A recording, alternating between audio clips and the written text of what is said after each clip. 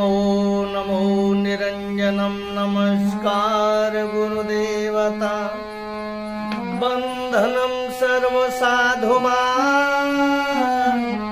प्राणामां पारंगता गुरुर्ब्रह्मा गुरुर्विष्णु गुरुर्देव महेश्वरः गुरुर्साक्षात् परम ब्रह्म तस्मै श्री गुरुवे नमः। अखंड मंडलाकारं व्याप्तमयेन चराचरं तत्पदं दर्शितं येन तस्मै श्री गुरुवे नमः। ध्यानमूलं गुरुमूर्ति पूजामूलं गुरुपदं मंत्रमूलं गुरुवाक्यं मोक्षमूलं गुरुकृपा।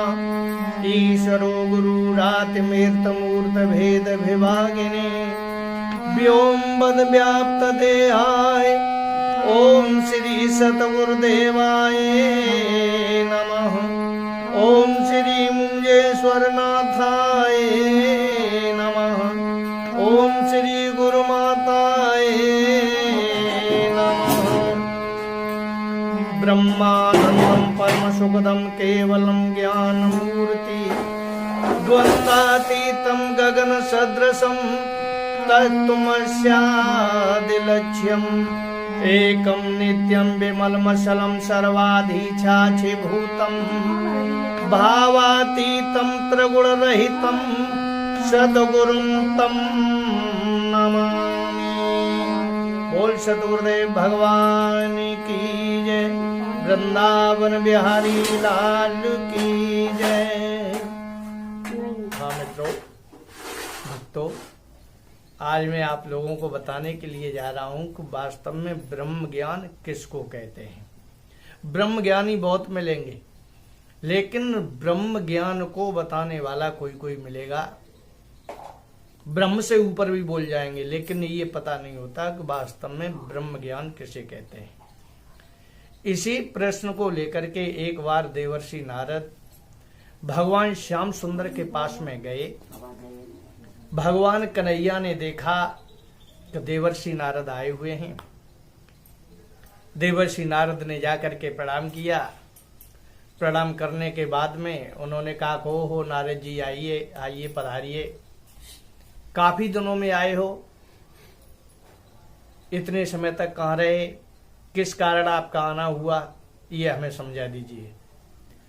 तब देवर्षि नारद हाथ जोड़ करके कहने लगे कि हे प्रभु, लोग हमसे ब्रह्म ऋषि कहते हैं, ब्रह्म ज्ञानी कहते हैं, लेकिन ब्रह्म ज्ञान है क्या चीज, इस बात को हम नहीं जानते, ये बताने की कृपा करें। भगवान श्याम सुंदर समझ गए कि ये भ्रमित हो गए, तो उन्होंने कहा कि देवर्षि ठीक है, अभी आप आए हो, बैठो, और ये ब्रह्म ज्ञान वाली चीज है, ये घर गृहस्थी में बताने वाली चीज नहीं है।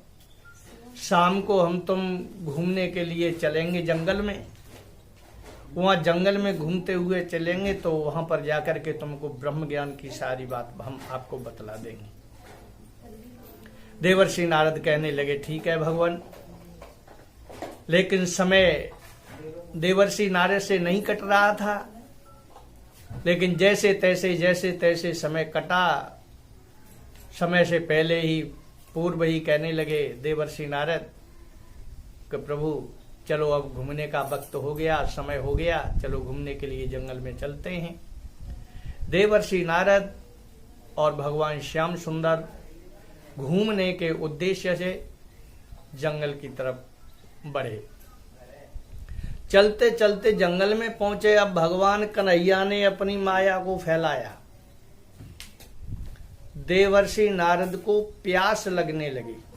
ब्रह्म ज्ञान किसे कहते हैं, ये इसमें आपको उत्तर मिल जाएगा बड़ी सुलभता के साथ में।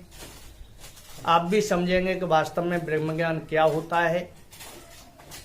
तो जब देवर्षि नारद को प्यास लगने लगी तो देवर्षि नारद से भगवान श्याम सुंदर कहने लगे कि नारद जी मुझे लगता है कि तुमको प्यास लग रही है।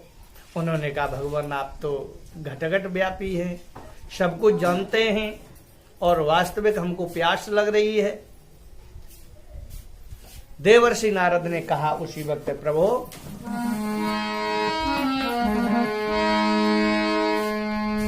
तन की जानो मन की जानो और जानो चित्त की चोरी, आपसे प्रभु अब क्या छिपा, आपके हाथ में सबकी डोरी। जब उन्होंने इस बात को कहा तो भगवान श्याम सुंदर कहने लगे कि नारद जी प्यास तो हमें भी लगी है, तुम एक काम करो कमंडल लेके जाओ, इस कमंडल में इस पात्र में जल हमारे लिए लेकर के आना और मैं यहीं पेड़ के नीचे बैठा हूं, यहीं आ जाना और तुम पी करके चले आना। देवर्षि नारद कहने लगे ठीक है भगवान, आज ये कमंडल लेकर के चले। भगवान ने अब माया रची, देखा तो एक बड़ा सुंदर कुआं है और कुएं के पास में एक बड़ा सुंदर नगर स्थित है। उस नगर में एक आदमी बैठा हुआ है, हुक्का तुड़तुड़ा रहा है। देवर्षि नारद ने देखा कि ये नगर तो बहुत सुंदर है। 4 लड़कियां पानी भरने के लिए आईं।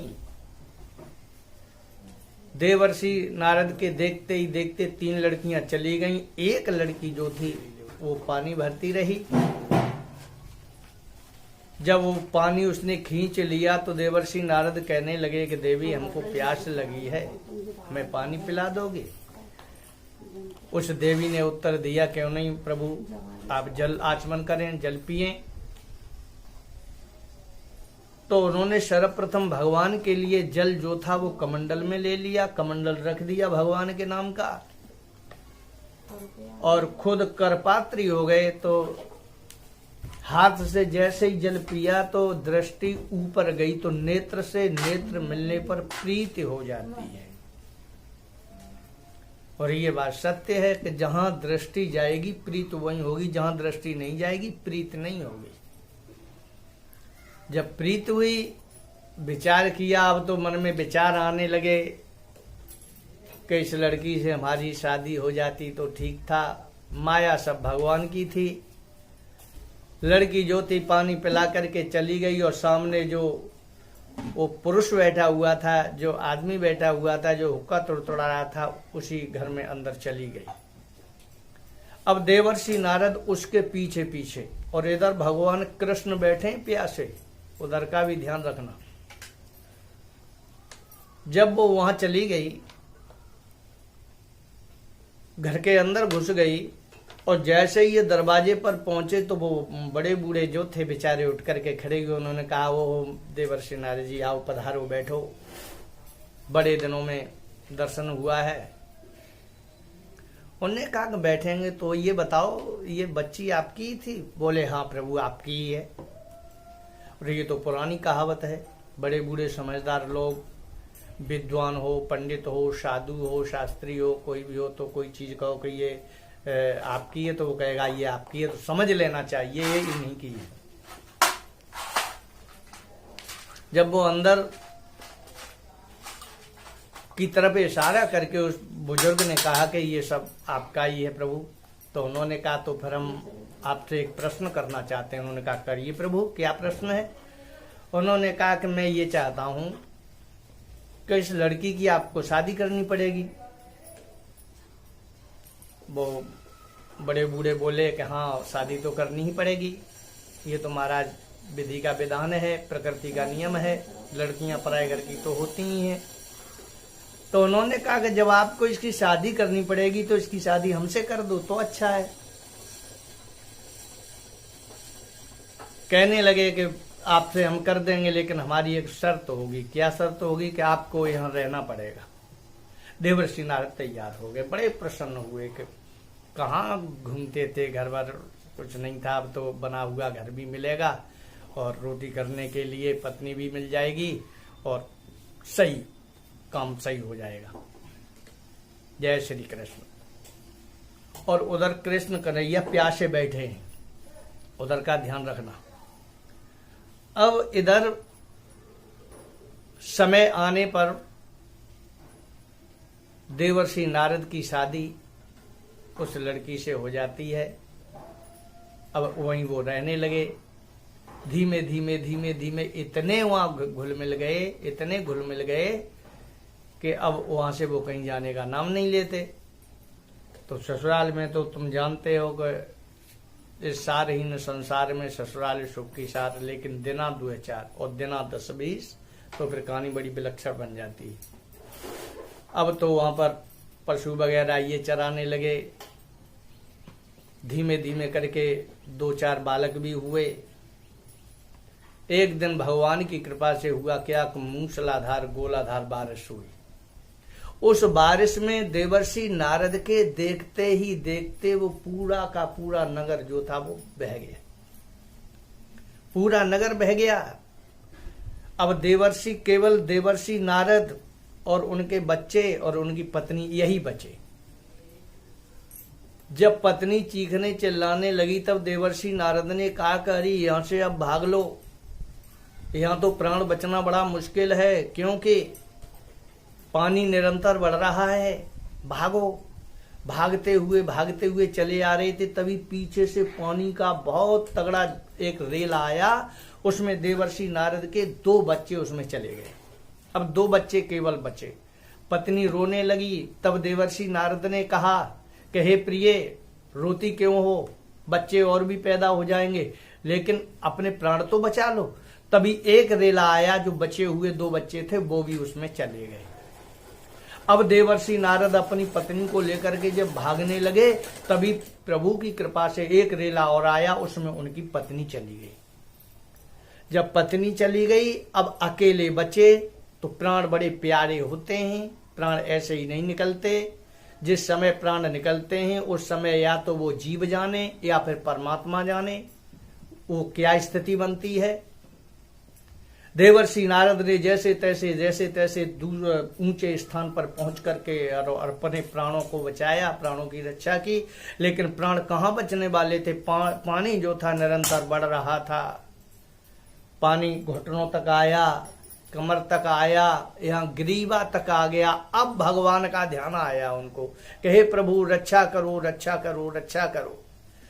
जब इस तरीके से उन्होंने कहा, भगवान ने अपनी माया को समेटा और समेट करके देवर्षि नारद ने देखा तो भगवान श्याम सुंदर के पास ही देवर्षि नारद खड़े थे। भगवान कन्हैया कहने लगे, अरे नारद जी क्या बात है, रो क्यों रहे हो। तो बड़ी शर्म की बात, देवर्षि नारद कैसे बतला दें कि हमारी शादी हुई, बच्चे भी हुए और मर गए, कैसे बताएं। उसके बाद में ध्यान आया देवर्षि नारद को। उन्होंने कहा कि प्रभु आपने वो ब्रह्म ज्ञान वाली बात नहीं बताई हमें, ब्रह्म ज्ञान वास्तव में क्या होता है। भगवान कृष्ण कहने लगे, कहे देवर्षि नारद क्या अभी आपने ब्रह्म ज्ञान को जाना नहीं। तब उन्होंने उत्तर दिया कि इस प्रकृति को समझ लेना ही ब्रह्म ज्ञान कहलाता है। एक तरफ प्रकृति है, एक तरफ परमात्मा।